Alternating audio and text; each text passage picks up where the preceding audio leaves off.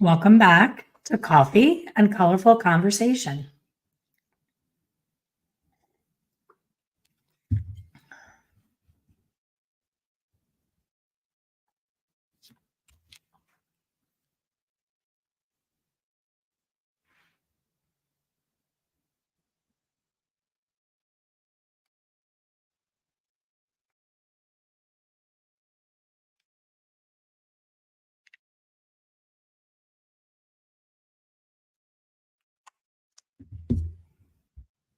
Today's episode, I'm sharing my experience traveling solo to Provence, France.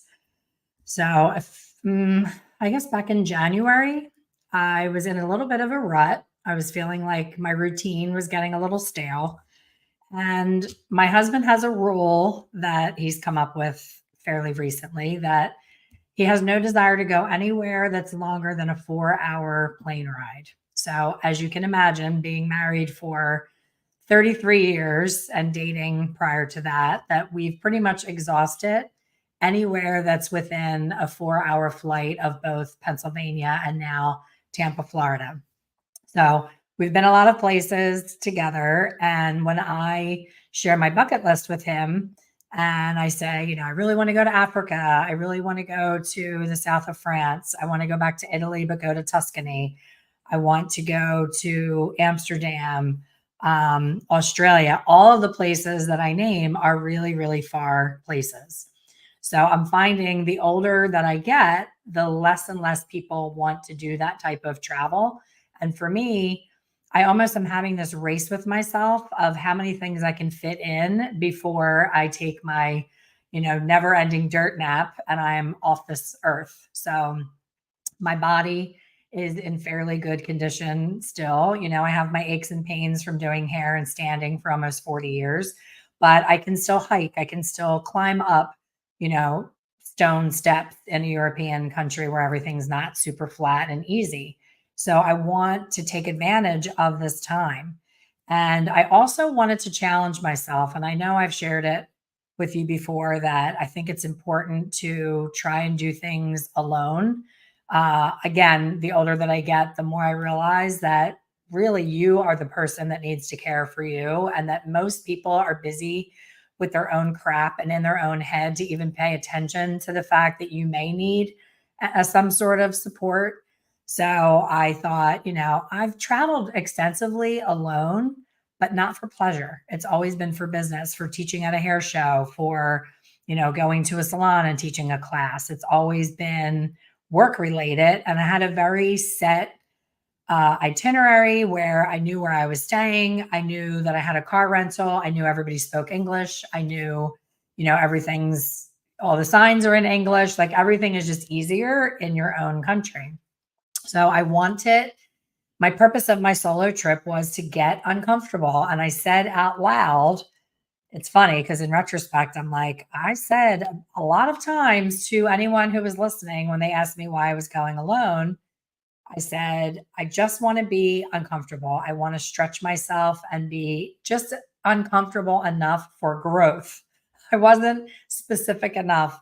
And boy, did the universe deliver me a whole lot of discomfort.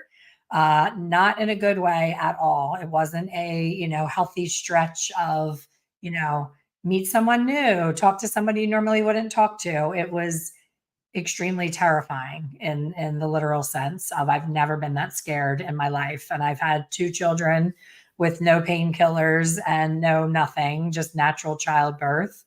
Wasn't scared during that. Have had a lot of crazy things happen in my life and have never felt the sense of sheer terror that I felt in the beginning of this trip. And I wanted to share that in this group because I think that, I'm here, I'm all in one piece, I survived. And in retrospect, I almost question myself of like, why were you so afraid? Like, what did you think was going to happen to you? But in the moment, and you've heard me talk about it before with life coaching, it's called a hijack. And you've seen my ads with the paint being thrown in my face that I'm completely hijacked and that in that moment. So when you're in that moment of fear, it's almost like that ringing in your ears where you don't even know what else is going on and you can't step outside of yourself to see that you're going to be okay, because it really feels like you're not going to be okay. And it just kept going and going and going. And it was really an awful experience. So I'm going to start from the beginning. I was leaving the house and I jumped in an Uber and went to the airport. It was an evening flight. My anxiety in the flight part was, oh my gosh, 10 hours straight. It was 2 flights. The first one was 10 hours straight. And then there was a very brief layover, which was almost too brief for international. I think it was like an hour and 40 minutes to my next flight. And then that flight was only an hour. So the 10-hour jaunt was what I was anxious about. Oh my gosh, what am I going to do with myself for 10 hours? I have such a hard time sleeping on planes. I was able to go in and out of sleep. I had the meal, whatever meal they served. I can't remember what it was. It's never any good. I was in coach. It wasn't like I was sprawled out in this amazing first class seat. So I was like, wow, that was really not that bad. And I arrived in Zurich early in the next morning and felt pretty good. And I look up at the board where all the different flights are and the statuses, and the only flight on the entire board that has something blinking in red that says canceled is my flight.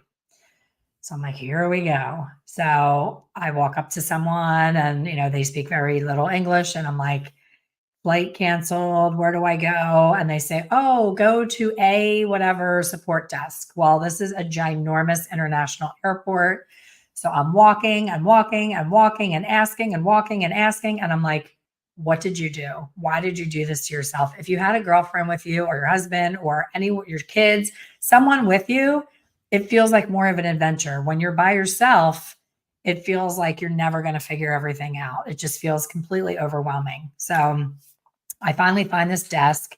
And of course, there's a long line because we're all in the same boat. And I get up to the counter and he says, we've put you on another flight 8 hours from now. So now my 10-hour flight with a quick 1-hour flight turns into an additional 11 hours of doing nothing and trying to get to my destination. So now the anxiety is really building because I had to get a car in France in the Marseille airport. And I wasn't sure, is there a shuttle that I'm going to have to get on when I get to the airport? Are they going to be open? Because now I'm arriving after midnight. Most car rentals are not open after midnight. The villa that I was reserved to stay in with a group is an hour and a half from the airport. Most places like that do not have Ubers that will take you out to the middle of the country. So I'm like, great. Now I'm going to get to the airport and I'm going to be stranded and I'm not going to be able to get to my tour in time. So all these things are going through my mind. I walk away. I know I have 8 hours to kill. And I'm like, okay, Elaine, think, what can you do to be the most comfortable version of this hell that you're in for 8 hours? Find an airport lounge and talk your way into it. I don't have airport lounge access. I don't have that much travel to get me into one of those programs, but I do know some of them will sell a day pass. So I pleaded with the person at Swiss Air and said, can I please just pay for a day pass? I need to get out of this airport, get something to eat, and try to get some rest for the next 8 hours. So I was able to do that, which was nice. I paid for that. I got in there, I had a nice reclining chair, and I just put my little headphones on and started watching the movies that I had on my iPad. So that time went fairly quick as 8 hours can go. Then I get on my next flight. Everything seems to go fine. I sit in my seat. It's only an hour flight. I have to fly to Germany, which is completely out of my way. Get off the plane in Germany to see that I have to run to my next flight, run. And we're not talking a little, from here to here, 10-minute run. It was like through all the different gates of the airport to the complete other side, up steps, down steps with luggage.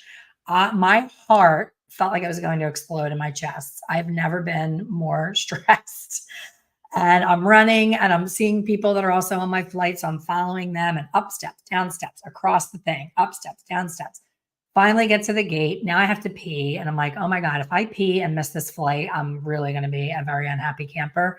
So I hurry up and pee. I'm racing through to get through to check in, through the gate. And now we're getting onto a bus. And now the bus has to drive us all the way over the other side where our plane is. It was absolute madness. Like, I can't even tell you how stressful. And I'm wearing, I don't have it on right now, it's charging. I'm wearing my Aura, OURA ring at the time. And I'm like, man, this ring is going to be like, did someone who's a triathlete steal your ring? You've never moved this fast in your life. Like, what's going on? Are you good? Or are you being chased by a wild animal? So I get there, I'm soaked in sweat. I get on the plane and I'm like, oh my gosh, I just can't even believe how hard I'm working for this trip. This better be an amazing trip. So I get on the next flight. I get to my destination. And of course, I get there at 12:15 after midnight. I walk out of the airport and you see Avis in big red light. I'm like, oh, right here. That's awesome. I hope they're open. I get there and there's one person working and there's a car pulled up and the girl says, Travis, I'm the only person that they're waiting for. So luckily they waited for me and my car was there. Unluckily, my wonderful international data plan that I paid for from Verizon before leaving the States did not turn on. So I am in France with no directions to the villa. All of the villa information, of course, is in my phone, the address of the villa, all the things. I had a paper backup, thank God. I mean, I really thought it through. I wanted to have everything that I needed to avoid this type of stress.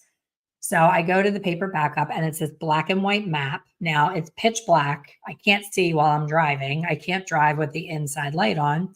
So I asked the girl at the rental car place, I said, can you please program my GPS?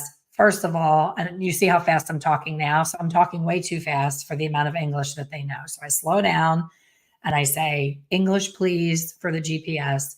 She puts it in English. She puts in the address for the villa and it's not popping up because it's like up in a hill away from everything. So it's not showing up. So the map coordinates that the group leader sent us, of course, are all on a phone to be clicked to turn into Google Maps. So everything that I was relying on was technology that was not working. That's the big lesson here about technology. So now I'm starting to be like visibly shaking. I'm like, what am I going to do? I can't get to my villa because it's dark and the address isn't picking up. So the girl puts in an address that she thinks is close by the villa. And I say, okay, I'm just going to go. I'm just going to start driving. So I start driving and I'm leaving the airport. First of all, they gave me a Jeep Compass. I drive a 2-seater convertible car that's very compact. And I like a low to the ground, small car. And that's what I wanted for Europe because parking is miserable. So they gave me an upgrade because I'm Avis preferred and they thought they were being nice, but they gave me this huge Jeep where I'm like, I don't even feel comfortable driving this in the daytime, let alone at midnight in the middle of France with no GPS. So I start to drive and I can't get out the exit. The car's like hesitating, almost like it has an emergency brake on.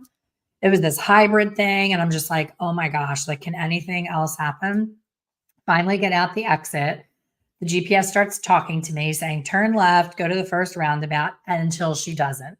So now I am on this country road in the middle of southern France. There's not a human to be found. It's now 1 a.m. I have not slept since 2 days before. So I am running on total, I don't even know what. I'm like, adrenaline, I guess, is keeping me awake. And I'm driving and she just stops talking.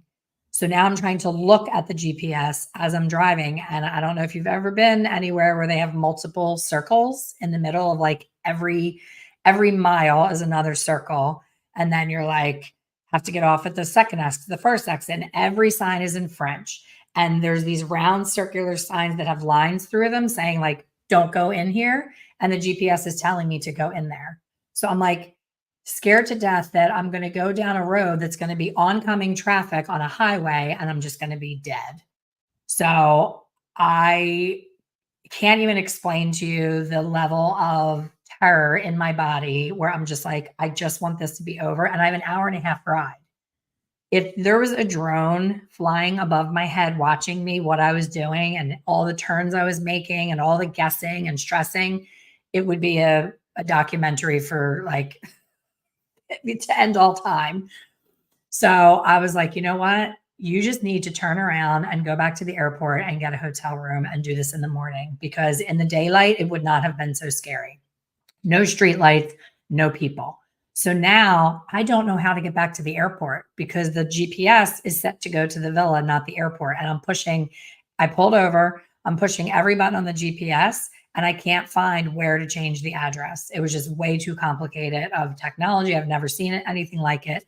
My phone, I can't call the person who's my group tour leader because I have no phone service and I have no internet. So I can't even look up like hotels near me like I would here. So I'm like, okay, just keep driving until you find a human somewhere, a gas station, something.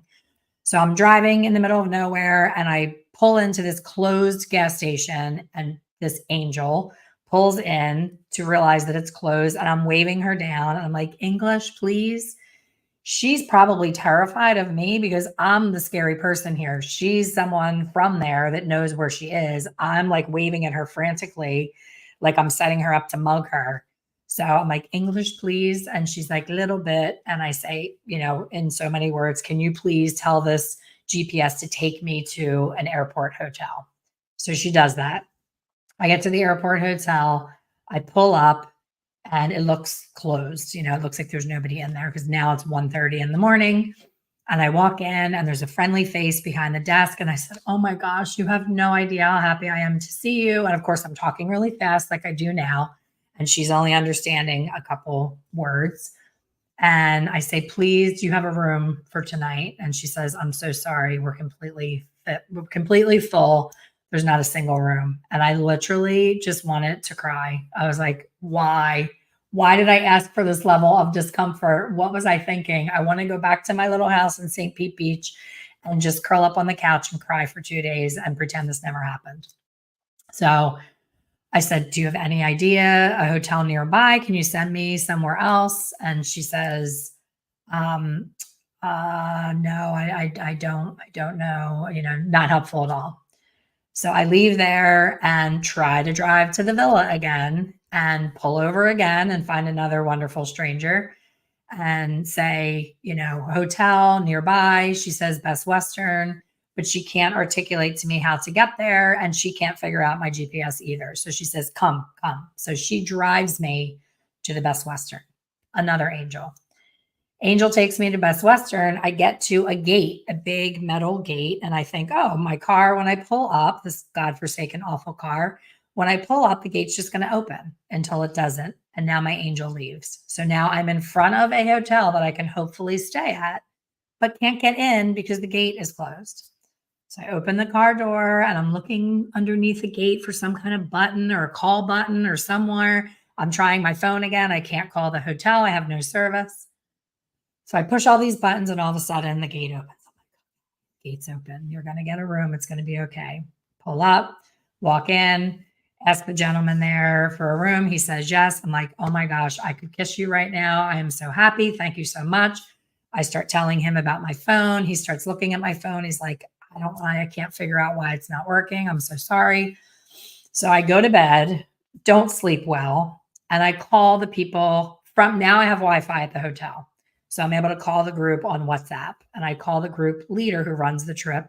And I'm waiting for him to tell me that it's going to be okay. He's like a father figure. He's a little older than me. He's the leader. He's done this for 24 years.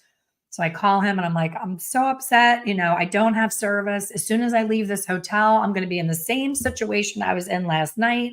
I'm not going to be able to find the villa. You guys are going to leave. Then I'm going to have nowhere to stay. And I'm like, I'm hysterical at this point. I'm not crying, but I'm like really uptight. So he says, oh yeah, we're leaving soon. So you're going to need to get here by 8:30. Like, we're not going to be able to wait. And I was just like, it felt like somebody punched me right here in my chest, right in my sternum, like kicking me when I'm down. They're supposed to be my fearless leader, making me comfortable. And they're like, oh shoot, you better get on the road because we're leaving.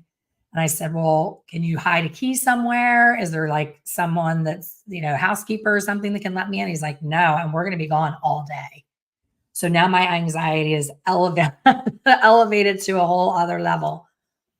So I'm like, I don't know what to do. I said, honestly, I would really prefer to go on Uber and see if I can get a ride to the villa and just return this car because I'm really not comfortable. If I'm not going to have GPS the whole time, I'm not comfortable even being on this trip because every part of the trip was driving road rally style where you were following each other through these hills of Provence to each location. So if you lose the group, you're out of luck if you don't have a GPS. So all this anxiety is building. I'm seriously ready to go back to the airport and just say, can I have a one-way ticket back to Tampa? Like, bag the whole thing. Who cares that I spent all this money? I'm out. So I tell him this. I'm like, I really want to return the car. He's like, well, that's not really a good idea because, when you get here, like, you're not going to be able to go on it. And I said, well, when I booked this trip and I told you I was coming solo, you said to me, don't worry about it. My wife and I are the lead car. And if you want to jump in with us, that's totally fine. When I asked him in my moment of stress and desperation, can I just jump in your car? He said, no. He said, no, we have a lot of stuff in our car. That's not going to work. And I was like, wow, another big lesson. Don't depend on anyone. Everyone's full of shit. When they say they've got you and they've got your back, you're really just on your own. When push comes to shove, you are in charge of you and only you. And just knowing that going into situations, I think changes things because it makes you less needy, less nervous, less damsel in distress because it's like, really, you just have to figure it out on your own. And I was so prepared because honestly, there's a saying in my life coaching training that whatever you put your thoughts to, whatever you focus on will expand. So the entire 3 days before I was leaving for the trip, I kept checking. I made sure that I, talked to Verizon and that I got the plan in place and that it was going to work when I got there. I made sure that I had my translator app where I can take a picture of a menu. Of course, it's all about the food for me.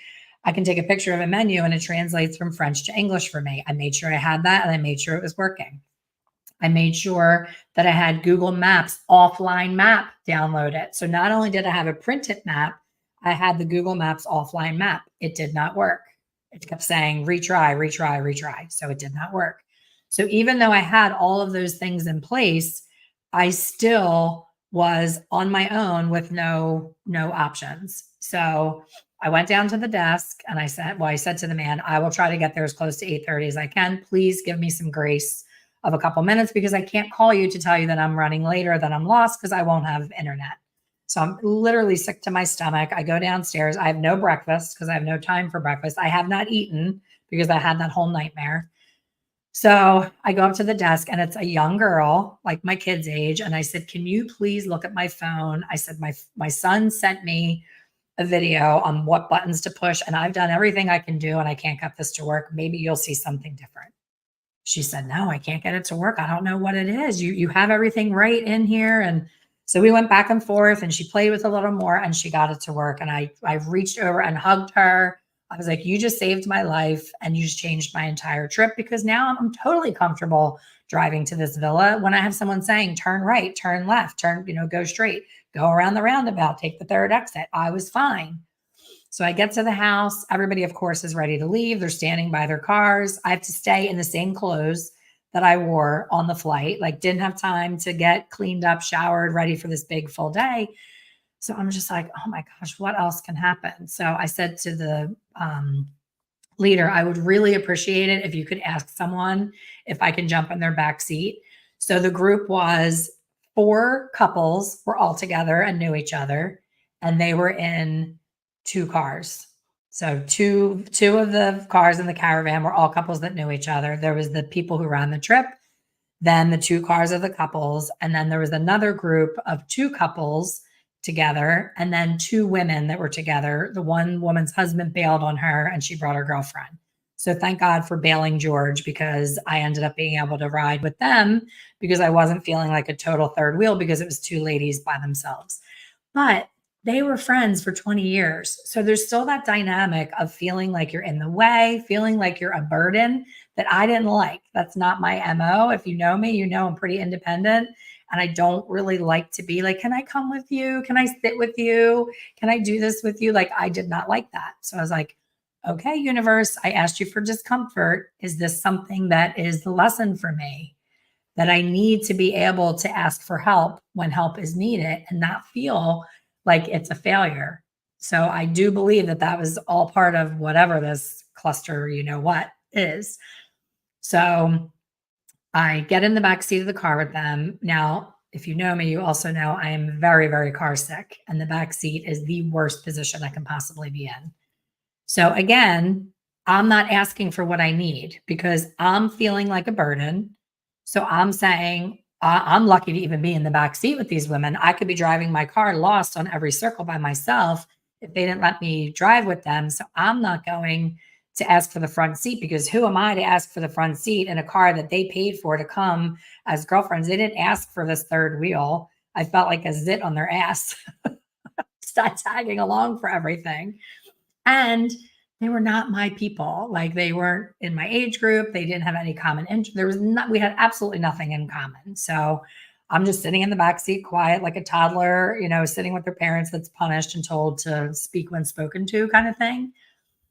But the gift in the silence for me, as you know, I come here every week and don't shut the hell up. I talk a lot, I talk fast, I get excited, and I love people and I love talking to people. I love meeting people, but usually on my terms. I don't like it to be like if you put me into a dinner party where I know no one at the dinner party and I'm by myself, I am very awkward. I'm very introverted. I want to go to my room. I don't even want to participate. I just want to disappear. I don't like that.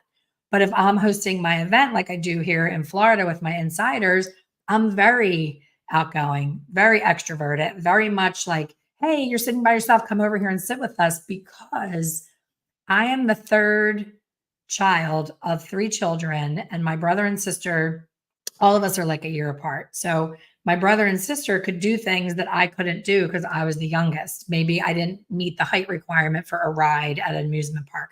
Whatever it is, I was always feeling left out. That was a theme in my life. So for me, when I see someone being left out, I often will invite them into whatever circle I'm with. Like, hey, do you want to sit with us? Do you want to go to dinner with us? And they kind of look at me like, why are you talking to me? Like, I want to be by myself. But I am projecting how I'm feeling if I was that person being myself, that I don't want to be a burden or someone who's like crashing the party. So the next lesson was I don't drink. I mean, not because I'm in recovery. I'm not an alcoholic. I don't have any issues. I did have some stomach issues a few years ago. And I realized that alcohol is the worst thing when you're having stomach issues. And for me, it didn't bring me joy the way it seems to bring other people joy. I think I'm more fun on, you know, a bag of Doritos and an iced tea with some caffeine because I don't do caffeine anymore. I think I'm more fun then than with alcohol. I don't like being off my game and being like slurry or not really knowing what I'm saying. Like I don't, it's a control issue, I guess, is what I'm trying to say. So I don't drink. And the whole trip in the south of France was all the high-end wines and champagnes. We had wine and champagne with every meal, and every single person, there was 17 people. I was the only person not drinking. So the gift in being the only person not drinking is you're very observant of other people's behaviors and other people's things that they have going on that they don't even realize about themselves. So I'm watching like the dynamic of the one group of two couples. The one gentleman was very anxious. I could see his anxiety in trying to fit in with this group. And he was a nervous talker. So he talk. And I was like, oh my gosh, is there an off button with this guy? That's usually me. I'm usually that person. So that was my gift. And the mirroring exercise is like, oh, wow, I am him in a lot of cases where I talk incessantly and try to make people laugh and try to fill the void of silence unnecessarily most times. And I saw that. I saw how annoying that could be. So that's when I would get in the car with them. I would be quiet until they started being chatty with me, and then I would talk if I saw that they wanted to talk. But the other observation was the one co-pilot, which, you know, on top of driving solo, if I had gone with my own car, we had walkie-talkies. And a lot of times we had bad reception on the walkie-talkie because the whole internet thing is an issue. They have the walkie-talkie as communication between the 5 cars. So they're like, okay, there's a bar, and you'll hear like something coming up. I'm like, what? Something's coming up on your left. Like I would have been driving by myself, trying to navigate this walkie-talkie, not having anybody saying, hey, look out, that car is coming. Look to your right. You have somebody coming in. Like you needed a co-pilot for sure. And every one of these cars had 4+ people in it. And I would have been by myself. Even the group leaders had each other. The wife would drive, the husband would be on the walkie-talkie, and vice versa. So like I wasn't being wimpy about this. Like every single woman on the trip said, oh my gosh, you are so brave. I can't believe you came here by yourself. Like that is so cool that you were brave enough. They kept saying brave, brave, brave. But then when it came to things that I had to do by myself, they weren't welcoming me into their group. It was a really weird dynamic. They were older than me. So they had this like motherly, fatherly, like, oh, let's take care of our little bird here with the broken wing. But there was a free day on Wednesday and everybody was going to this little town that I would have liked to have gone to. And I didn't want to invite myself, again, not asking for what I need, which is my lesson. They couldn't know that I wanted to be asked to go. They're thinking I want to do my own thing. So I'm like, oh, what's everybody up to tomorrow? And they're telling me their plans. And then it ends there. They didn't reciprocate and say, what are you doing with your free day tomorrow? Or, hey, do you want to come with us? We can make room in one of our cars. Like that was not put out there. The group leaders did not offer to include me in anything that they were doing that day. And that was disappointing because when I booked the trip, they said, you can tag along with us to anything that we're doing. Like we've been doing this for 24 years. We've seen everything. If there's something you want to do, you can jump in our cart. That didn't happen. So that was disappointing. So the free day, I felt like my only option with being nervous about still driving by myself and not having all the toys on my phone working properly to just stay at the villa. It was gorgeous. It had a beautiful pool. It was very relaxing. And I really didn't get to enjoy the villa at all because we had been running every single day on these tours. So I stayed back. I laid by the pool and I'm laying there thinking, I have a pool at home. I can do this at home. Like this is an entire day in the south of France. I should be horseback riding in the hills. I should be, going on a tandem paragliding thing that apparently they're famous for.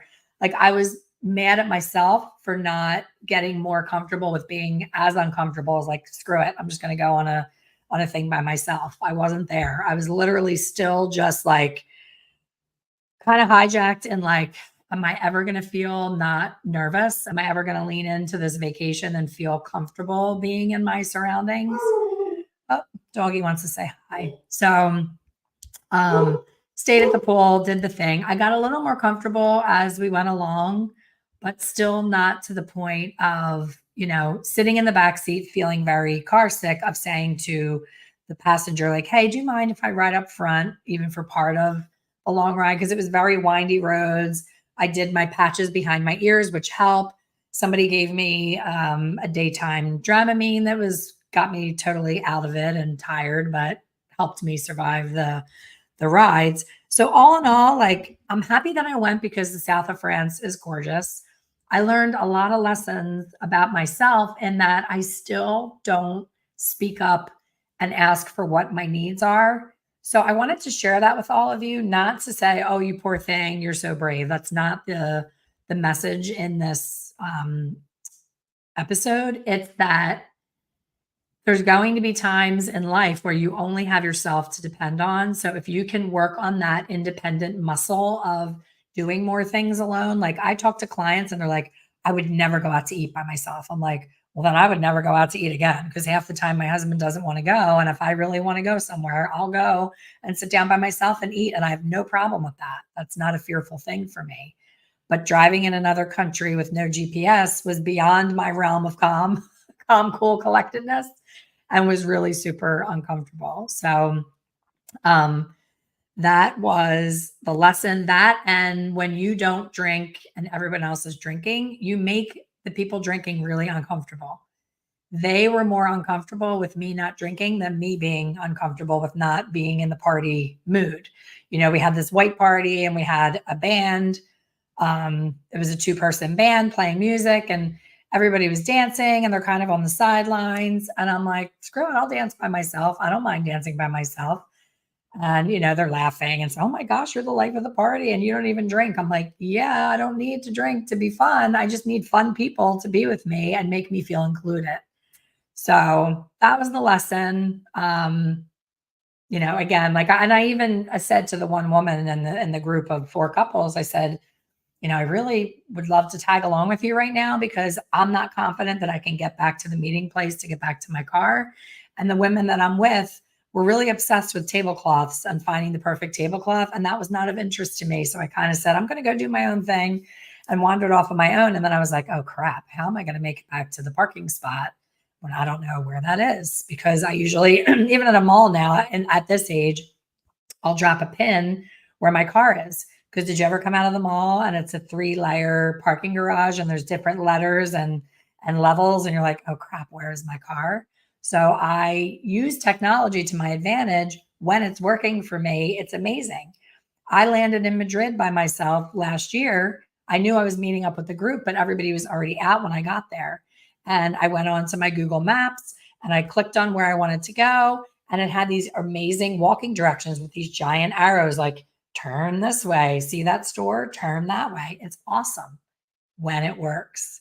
So that was my experience. It definitely did help me to grow in many ways. It also showed me what anxiety feels like because I'm not an anxious person. This is all new in menopause, unfortunately. A lot of anxiety with hormonal imbalance. It's foreign to me. And I have a lot more compassion for people that I know and love who have suffered anxiety their entire life and were completely misunderstood because you can't feel what that person feels when they're going through that anxious moment. So it's going to make me a lot more compassionate moving forward when someone, is afraid to raise their hand in one of my classes, afraid to participate when I put them on the spot. Like, I'm going to have a lot more compassion for that. So thank you for listening. Thank you for coming along on the recap of my solo adventure to France. I will definitely be bringing a friend on the next trip. I don't think that I will do the solo thing again in that capacity, that far and that foreign. I think I'll still do it in the US, no problem, but I won't put myself in that position again anytime soon until I figure out backup plans to not ever have that happen again. So thanks for listening. I'll see you next week.